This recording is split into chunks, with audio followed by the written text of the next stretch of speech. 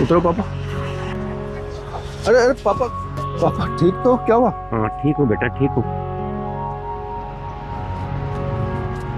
अरे अरे पापा, बैग तो रह गया, मैं लेके आता। ले आ बेटा।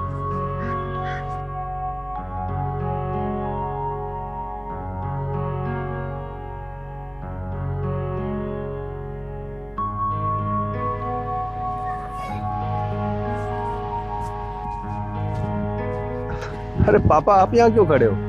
और ये ऊपर देखकर क्या सोच रहे हो? चलो अंदर चलते हैं।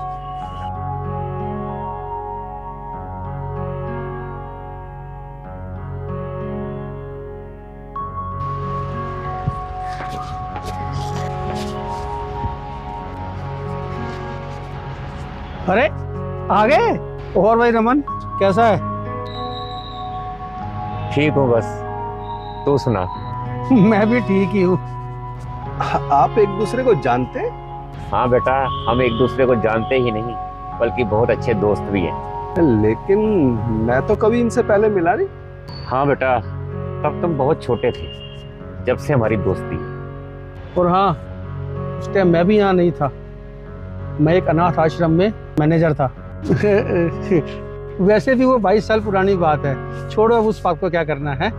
चलिए अंदर चलते हैं। अरे पुनीत जी आया। ऐसा कर, सर को अंदर लेके जा, इनको इनका कमरा दिखा दे। वो 6 नंबर कमरा है ना, वो इनको दे दे, ठीक है? जाइए। जी आइए। आप रुकिए, पुनीत इनका सामान ले लो। आप जाइए। आप क्यों, तुम दोनों नहीं आ रहे? अरे हम भी आते हैं, बस 2 मिनट। चलो ठीक है।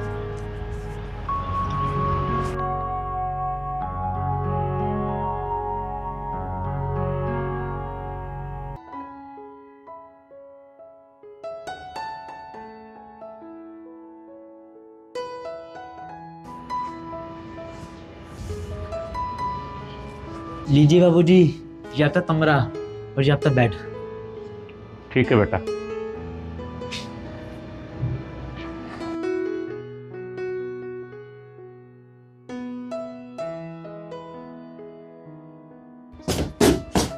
अच्छा बाबूजी, आपको कोई भी जरूरत है तो मुझे बोलना, मैं आपके सामने वाले रूम में ही बैठा हूँ। अच्छा बेटा सुनो, जरा अपने मैनेजर को भेज देना मेरे पास। जी बाबूजी। क्या हुआ, तुम उन्हें यहाँ छोड़कर जा रहे हो, और वो भी हमेशा के लिए? क्या उन्हें इस बात का पता है? जी नहीं, ये तो उन्हें नहीं पता। लेकिन बात दरअसल ऐसी है कि मेरी बीवी बहुत परेशान रहती है और मैं भी अपने काम के सिलसिले से ज़्यादातर बाहर ही रहता हूँ, तो मैं नहीं चाहता कि मेरे पिताजी परेशान रहे हैं, इसलिए उन्हें यहाँ छोड़ने आया हूँ। लेकिन मैं हर हफ्ते आता रहूँगा मैं उनसे मिलने के लिए। तुम्हारी पत्नी को दिक्कत ना हो इसलिए तुमने तुम्हारे पिताजी को यहाँ भेज दिया। खुदा ना खास्ता तुम्हारे पिताजी को यहाँ दिक्कत हो गई, फिर तुम क्या करोगे? और हाँ, ये मैं इसलिए कह रहा हूँ कि माँ बाप को सिर्फ एक ही दिक्कत होती है कि हालात चाहे कैसे भी हों, वो अपने बच्चों के साथ ही रहें। ये बात सही है, लेकिन सर वो अब तो बुला रहे हैं। अच्छा, मैं ज़रा थोड़ी देर में आता हूँ। पुनीत इधर आ, एक काम करो, सर को ऑफिस में लेके जाओ, इनको फॉर्म दो भरने के लिए। ये जब तक फार्म भरेंगे, मैं सर थोड़ी देर में आता हूँ। हैं, आप जाओ।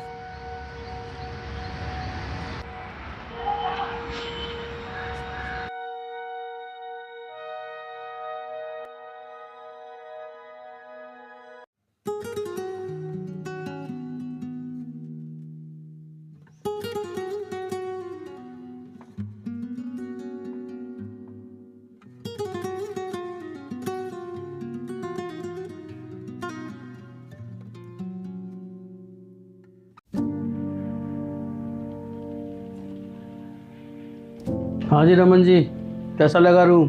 और वैसे भी आपको तो 15 दिन ही रहना है। बस बस, मुझे सब पता है। सब पता है? हाँ मुझे पता है, मुझे अब यहीं रहना है। तू बातें बनाना बंद कर अपनी। क्या तुम सच में जानते हो कि वो तुम्हें हमेशा के लिए यहाँ छोड़ने आया है? हाँ मुझे सब पता है, मैं कोई बच्चा थोड़ी ना हूँ। जब उसने मेरे साथ इस जगह का जिक्र किया था ना, और घर के हालात तो मुझे पहले ही पता थे, मैं तभी समझ गया था। लेकिन तुमने उसे बोला क्यों नहीं कि वो तुम्हारा? मैं बस उसे एक मौका देना चाहता हूँ ताकि वो खुद से समझे। बोलने से किसी को एहसास कराना मुझे नहीं अच्छा लगा। ठीक है, जैसे तुम्हारी मर्जी। अब तुम एक काम करो, आराम से हाथ मुंह धो लो, बैठो।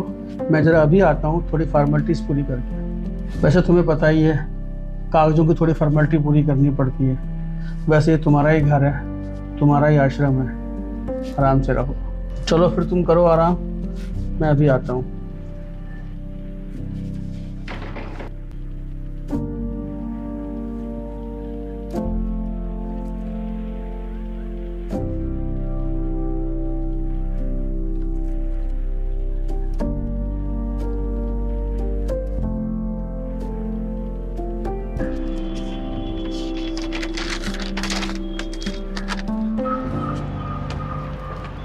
अरे तुम फॉर्म ले भी आए?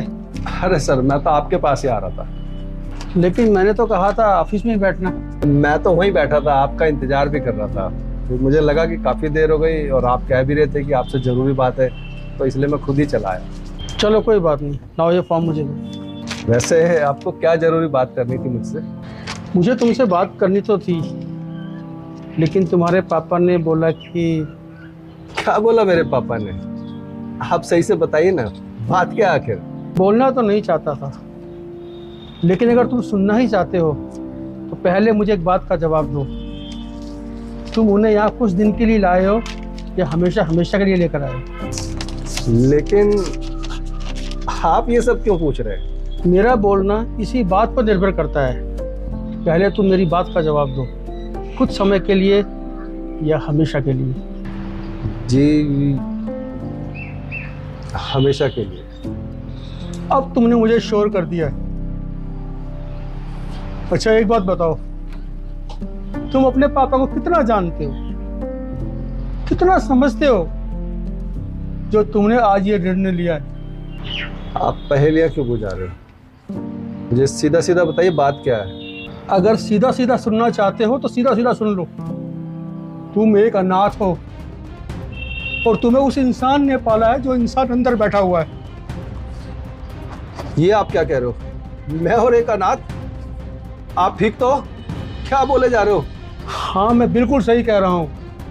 तुमने आज उस इंसान के सर से छत छीनी है जिसने कल तुम्हें छत दी थी।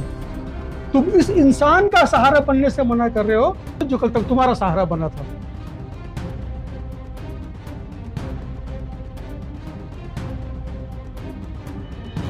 हाँ तुम एक अनाथ हो। रमन जी ने तुम्हें उसी अनाथ आश्रम से गोद दिया था जिस अनाथ आश्रम में मैं मैनेजर था। अगर विश्वास ना हो ना तो विश्वास अनाथ आश्रम में जाके रजिस्टर चेक कर सकते हो। मुझे तो आज भी विश्वास नहीं होता उसने तुम्हें गोद लिया, तुम जैसे इंसान को सहारा दिया, एक खुदगर्ज को सहारा दिया। आज तुमने ऐसा उदाहरण बना दिया है, आज के बाद कोई कभी किसी अनाथ को नहीं अपनाएगा, किसी अनाथ को अपने घर लेकर नहीं आएगा। बस कीजिए, मुझे अपने आप से घृणा हो रही है। अगर आप इसी तरह और बोलते रहे तो मेरा सर फट जाएगा, कुछ हो जाएगा। बस कीजिए। मेरे सामने शर्मिंदा होने से कुछ नहीं होगा। अगर तुम्हें सच में पछतावा है ना तो अभी भी देर नहीं हुई। जाकर माफी मांगो उस इंसान से जो तुम्हारी एक बार कहने में उठ के यहाँ चला आया। इंसान नहीं, देवता है वो। हाँ, मैं अभी उनके पास जाता हूँ। बस अब 1 मिनट और नहीं रहने दूंगा उनको यहाँ।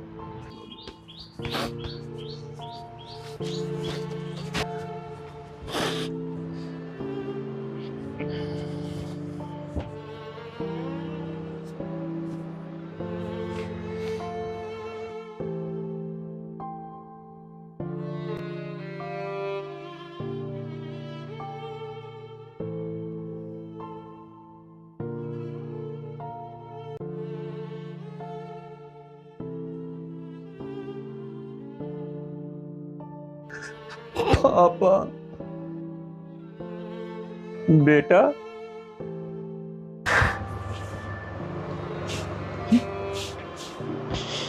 पापा क्या क्या हुआ बेटा? पापा माफ कर दो पापा, मुझसे बहुत बड़ी भूल हो चली थी। अब आपको यहाँ नहीं रहना। बेटा मैं तुझे बहुत कुछ बोलने वाला था, मैंने सोचा तू खुद ही समझ जाएगा। बेटा मुझको अपने से दूर मत करो, मैं तुम्हारे साथ ही रहना चाहता हूँ, मैं अलग नहीं रह सकता, मैं नहीं अकेला रह सकता बाप। आप कभी अकेले नहीं रहेंगे। चलिए पापा।